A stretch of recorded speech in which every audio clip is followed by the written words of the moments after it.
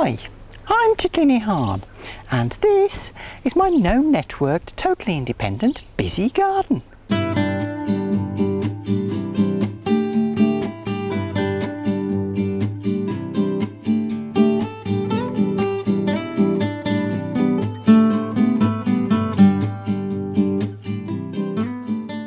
By the way, that's not an invitation for the sharks out there who want a piece of my action.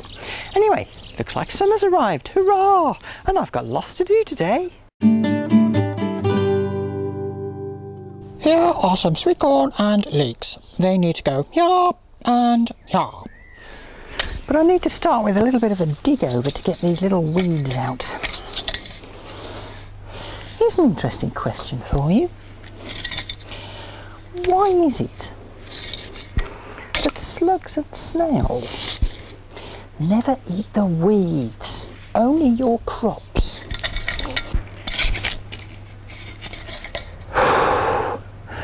It's warm today, it's lovely. Time for a cup of coffee. Now then, need to put my corn in. So I've got 16 plants and I'm going to pop them into a 4x4 matrix. Tease them apart. Dee dee dee dee. Dee dee dee dee dee dee dee.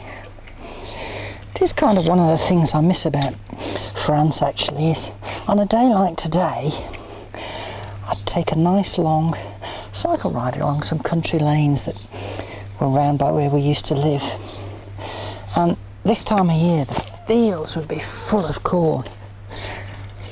Acres and acres and acres of corn. It's quite a nice sight. Super! All 16 in. I'm going to get in and stamp down the soil in between the plants to try and keep the weeds down. Woo, woo. Chuff, chuff, chuff, chuff, chuff, chuff, chuff, chuff, chuff, chuff. All done. Give them all a good watering. Whew. Well, I just hope there's enough sunshine left in the year this year for these to give me some sweet corn. I was round at my friend Jan and John's earlier in the week, and it's encouraging to know that their corn isn't that much further on either. Now for the leeks. If you remember last year, I used my pocket dibber to create some holes in which the leeks went, and they grew rather well, so I'm going to do the same this year. Oh, there's my mark, still here.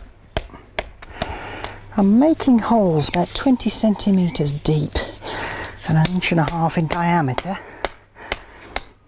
and about 6 inches apart. I've just noticed something about my beans that wasn't there yesterday. I'll tell you about that in a minute. So now into each hole I can drop a leek plant and then carefully fill the hole with water.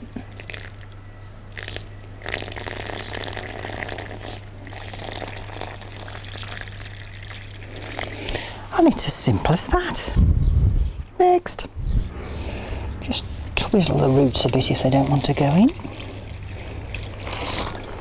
Alrighty, my leeks are in. And I've got some compost left over, which I'm going to use to plant another couple of batches of coriander plants. Now then, I said I'd show you something I hadn't seen yesterday. It's this. Me bean plants have been munched, and I think that's the work of me old friends the earwigs. And as I was battering in the holes for the leeks, I saw a little earwig go scuttling across the soil, so I know they're here. I'm going to have to put something down for them. This is a product called diatomaceous earth. It's a natural product, actually used as a soil improver in some cases, but it's supposed to be good for ants and earwigs. I'm also going to put down some slug pellets because last year the slugs ate about 1/3 of my leeks. Well, that's a good job jobbed. Now let's have a look at the fruit. I'm just going over my plum tree looking for beasties, because you can see some of these leaves have been eaten. And I'm looking for, there, you see that? There's 2 leaves, look like they're stuck together. And in between there There's a little grub's made its nest, so I'm just going to take the leaves off. Oh, I've just found another couple of plums I didn't know I had. Quite useful exercise. Now you may or may not be able to see this, but in the strawberry patch there aren't that many ripe strawberries. And there aren't very many ripe raspberries either. And there's a very good reason for that. For the last couple of days, every morning, I've been coming out here in my dressing gown and picking the ripe fruit for my breakfast. It won't be too long before I'm picking fat, juicy blackcurrants for breakfast either. But the blueberries have got a little way to go yet. The tayberries, the gooseberries, and even the blackberries are coming along well. I do need to do something with these new shoots though on the blackberry. This is what's going to have the fruit next year, so let's see if we can help it on its way a bit. Ah, that's looking a lot better now, Ted. Whew, I'm not staying in here any longer than I need to, but look at my lovely Thai basil. I think I might pick some of these leaves and dry them.